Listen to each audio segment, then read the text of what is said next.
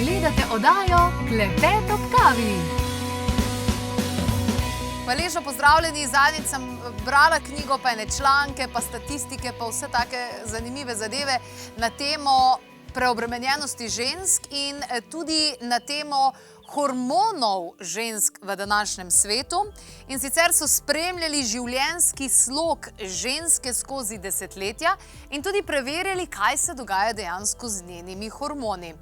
Na koncu so ugotovili, da je za zdravstveno stanje žensk, za njeno počutje, za njeno fizično telo, to, da smo odšle v službo, to, da smo se začele boriti za svoje pravice, da naša beseda nekaj velja in da smo tudi mi lahko na vodilnih položajih, hkrati pa doma še mame, gospodinje, pa še marsikaj drugega, da si s tem hormonsko gledano, fizično, zdravstveno gledano nismo naredile usluge, kajti nivo kortizola, stresnega hormona, je v službi pri ženski mnogo višji kot pa pri moškemu. Torej, stopile smo v določene čevlje moškega, v katerih se, ne da se ne znajdemo najbolj, morda se znajdemo še preveč, a vendarle to terja na našem zdravju. Danes bomo govorili o različnih pogledih, različnih načinih, kako si lahko danes pomagajo preobremenjene ženske na mogoče malce bolj ezoteričen, duhoven, drugačen način, kot pričakujete. V moji družbi so namreč gostje, ki se ukvarjajo s karmičnimi zapisi, akaškimi zapisi, z duhovi, z dušami nerojenih otrok, pa seveda tudi z znanostmi, kot so indijska astrologija. Ženske povezujejo kroge, da se dejansko odpremo in da postanemo bolj ženske, kajti to je tudi tista energija in tudi tisto, kar v fizičnem smislu tudi najbolj potrebujemo. Dobrodošle, Marija Marinko, Tina Orel in pa Aleksandra Drole. Mogoče, če začnemo, Aleksandra, pri tebi. K tebi se velikokrat obrnejo ženske, ki imajo različne izzive. Ali je to na karieri, ali je to v partnerstvu, ali je to z otroci, ali pa enostavno dejansko sebe ne najdejo. Izčrpana, izžeta. To je največkrat. Mislim, čeprav ona vidi, problem je ta, problem je drug, problem je tretji. Nič ne bilo problem, samo ona je že brez energije. Preveč se je razstrošila. Življenje, po mojem mnenju, v tej dobi preveč zahteva od ženske. Se pravi, da je hkrati mama, hkrati poslovno uspešna, življenje zahteva. Saj mogoče smo si same malo krive. Ampak vseeno, ne gre drugače. Ne gre, da bi samo moški služil, pa ženska bila doma. Ta moment ne vidimo idealne rešitve. Marsikatera je ne vidi idealne rešitve. Ampak jaz verjamem, da idealne rešitve so. Recimo, sem gledala en film, kako so v Italiji podjetnica s tovarno čokolade, kako je v tisti tovarni omogočila varstvo otrok in ženske, ki so pač delale s to čokolado, so imele steklo in dobesedno so videle svojega otroka tam. Tudi med odmorom so imele stike z njim. Koliko se da rešiti problem. Se pravi, čas za inovativne rešitve. Še prej pa, da si malo fajn sprostimo. Ja. Danes smo namreč izbrali 3 krasne sogovornice, tudi zaradi dejstva, da so to predavateljice, tiste, ki bodo predale svoje znanje, izkušnje in marsikaj naučile tudi udeleženke prihajajočega vikenda za dušo, ki se bo v mesecu maju torej odvil na čudoviti, zelo energijsko močni točki Slovenije, ki se nahaja v Strunjanu.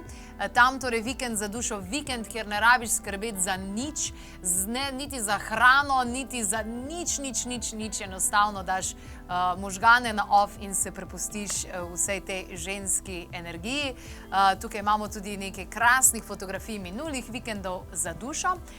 Tina, ti pa ženske, imaš ogromno znanja, indijska astrologija, džotiš, to ti je dejansko blizu, tudi nekaj tega boš na vikendu za dušo, ampak sicer začela si že v letu 2019 pravzaprav z nekimi ženskimi krogi. Kaj je to? To je bilo včasih bolj pogosto. Ženske so se več družile med sabo, so se bolj odprle, danes to zgleda bistveno drugačne. Ja, se tudi, ko se reče beseda ženski krog, se kakšen kar ustraši, kaj pa je to. Ja, Ampak čarovnice enostavno, neki evo, bojo, danes smo mi tukaj, lahko rečemo ženski krog in se lepo pogovarjamo. In tu rabimo, ne, rabimo ženske zmeri več, sploh tiste, sej na vasi recimo so še ljudje povezani med sabo, pa mogoče živijo z mamo, s teto, ne vem, z nekimi drugimi še ljudi.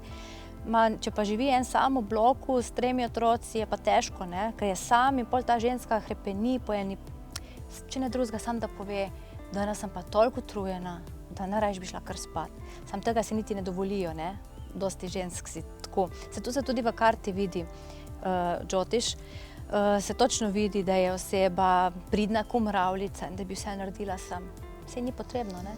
V mojem primeru je to vloga žrtve, oprosti. Ja. Sem se hočem zapomniti. Ista zgodba, ki je ona vidi v Džotiš karti, recimo v akaških zapisih, pride dobesedno, se je mogoče enkrat v preteklih prejšnjih življenjih zaprisegla žrtvovanju.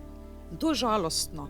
Pa to je toliko tega, ali pa celo je nasledila, podedovala vlogo žrtve. Odlično. Hvala. Torej, ženski krog, sam da se odpremo drugi in je že to, ne, je že kar dejansko zdravilno. Ja. Marija, vi pa včasih, velikokrat, ko vidite kakšno žensko, pravzaprav čutite težo bremena, ja. njenih bremen, ne?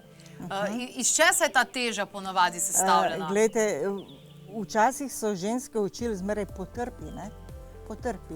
In ženska je bila pripravljena vse narediti za tisto svojo družino, od jutra do večera, ali v službi biti, ali doma. Otroci so bili njena briga, gospodinjstvo je bila njena briga.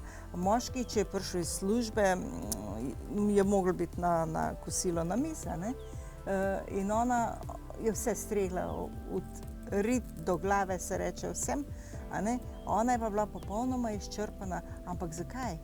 Glejte, sama je kriva. Zakaj? Mora razporediti čas, mora razporediti delo. Moramo povedati, da nekdo je sposoben 15-20 ur na dan delati, drug pa ni, a ne? In kadar so določene težave, moramo vedeti, pomagati moramo drug drugemu, a ne? In če ženske danes vemo, kako je, da je šola ogromno zahteva pri otrocih. Ženske so tiste, ki morajo pomagati otrokom, morajo pomagati možu, morajo pomagati gospodinu, povsod. Če imajo še službo, je pa še tisto dodatno, a ne. Niso ženske bile sposobne, da bi rekle, moje delo je toliko vredno kot tvoje, ki greš v službo. In da bi doma red držale, otroke vzgajale, to za naš dan ni primerno. In same si nakopljajo delo, potem pa se izčrpajo in potem je vse narobe. Glejte, otroci, a katera sploh še danes nauči otroka, kaj mora delati? Da mora, jaz sem rekla, 4 smo pri mizi, vsak 4 žlice so, to pomeni vsak mora po svojih zmožnosti prinesti k tej hrani. Vsak mora nekaj narediti. Od majhnega moraš otroke naučiti, da znajo tiste vsakodnevne stvari, vsakodnevne skrbi prenašati, sprejemati in pomagati.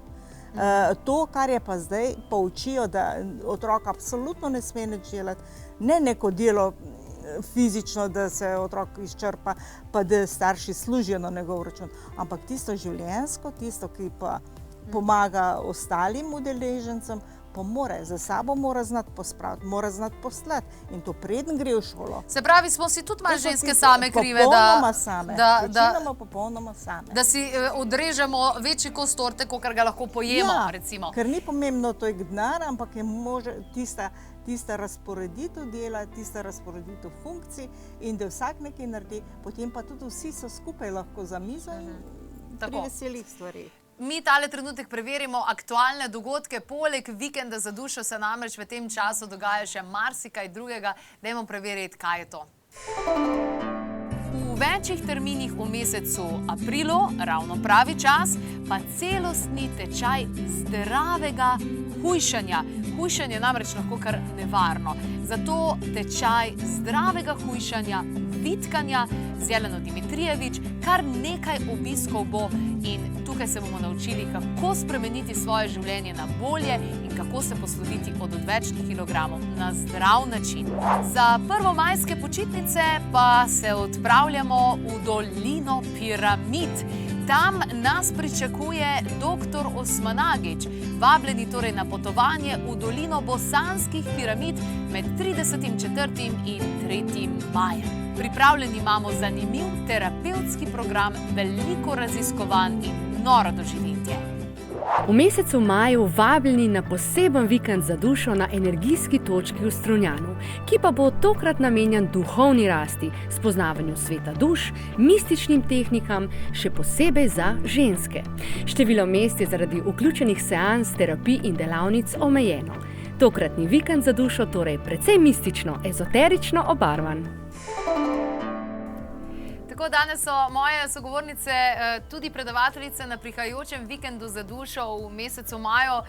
Velikokrat ravno na te vikende za dušo pridajo ženske, ki so preobremenjene, izčrpane ali pa celo življenje dejansko garajo, delajo za druge, pol pa niti ne vejo, kaj bi same sabo, ko pridajo recimo v pokoj in se zgubijo in lahko celo, ne vem, pade nek niz slabih misli in vsega ostalega. Tudi Taša se obrnejo nate, Aleksandra. Takrat govoriš velikokrat tudi o darmi, ne? Kaj je darma? O namenu, poslanstvu duše. To je tisto, kar človek tako z lahkoto opravlja, da sploh ne ve, da to dela. S tako levo roko narediš, da sploh ne čutiš, da je to tvoje delo. Dejansko, ker dobivaš vitalno energijo iz božanskega vira, si konstantno poln energije. Jaz se moram tudi pohvaliti s 3 otroki, pa s tudi dolgim delovnikom, pa res, da smo imeli celo čistilni servis, ampak se moram tudi pohvaliti, da ni nikoli nobena čistilka stopila. Mogoče sem imela tudi jaz tle napačne arhetipe. Ker to moram tudi priznati. Ljudje imamo v sebi preprosto en arhetip nečesa, nekoga in pri meni je bil to, da meni pa že ne bo nihče gledal mojih umazanih spodnjih, karkoli že, nogavic, hlačk. In tukaj, čeprav bi si lahko privoščila čistilko, dejansko smo že imeli čistilni servis. In tlele je delan tudi z arhetipi, a ne? Pač en vzorc, eno prepričanje, ki pelje, da mora biti nekaj tako in tako. In včasih ni enostavno, če ti kdo reče, naredi tako, bi mogel delati 7 ur namesto 12. Včasih sem naredila 12 ur, ampak se nisem utrudila. Mimo grede, včeraj sem šla ob 2 po noč spat. Packa, Aleksandra, tega se ne dela. Se veš, ob 9 ampak se nisem mogla ustaviti. Sem dobila idejo zapisati, sem dobila tako idejo, taka strast me je primila. Sem pogledala na uro, 1, še malo pa skončam. Odlično, to je, ne, tiste drug nivo. Vitalna energija, ko delaš tisto s takim srcem, s tako dušo in pol ne čutiš. Tina, tudi ti si pravzaprav na neki točki v svojem življenju rekla, ok, zdaj pa delam sam še tisto, kar jaz hočem.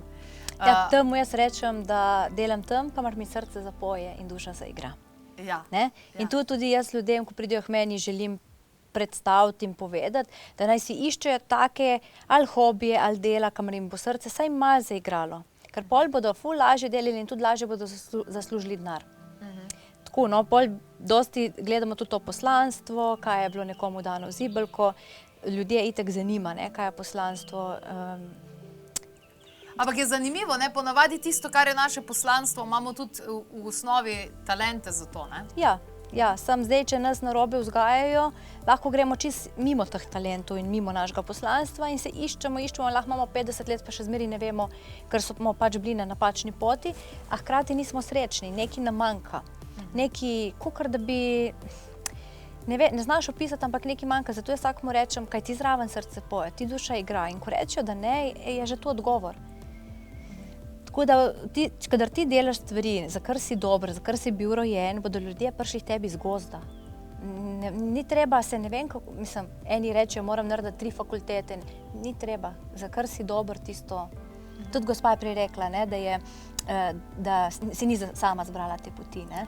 Aha, se pravi, poklic je pravzaprav nek notranji klic. Ja, Ki te notranji pokliče. klic. Ja. Točno tako.